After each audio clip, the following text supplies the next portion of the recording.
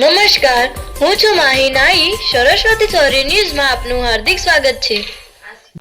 Collector Shri Tushar ભટ્ટની અધ્યક્ષતામાં જિલ્લા જળ અને સ્વચ્છતા સમિતિની બેઠક યોજાઈ. પાણી પુરવઠા યોજના હેઠળના કામોની સમીક્ષા કરવામાં આવી.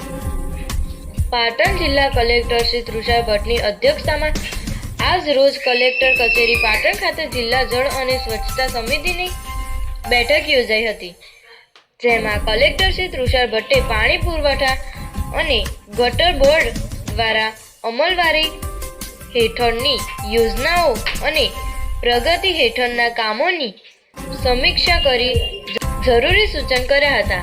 બેઠકમાં જિલ્લા કલેક્ટર શ્રી તુષાર ભટ્ટ દ્વારા રિઝર્વેશન અનુસૂચિત જાતિ પેટા યોજના કાર્યક્રમ હેઠળના કામોને સૈદ્ધાંતિક મજૂરી વાસ્મો અંતર્ગત હાલમાં પ્રગતિ હેઠળની યોજનાની વિગત સમીક્ષા અને નવીન યોજનાની વહીવટી મંજૂરી લગતી ફરિયાદ અને કરવામાં આવેલ નિરાકરણ અંગે અધિકારીઓ પાસેથી વિગત મેળવી સમીક્ષા કરી જરૂરી સૂચના આપી હતી.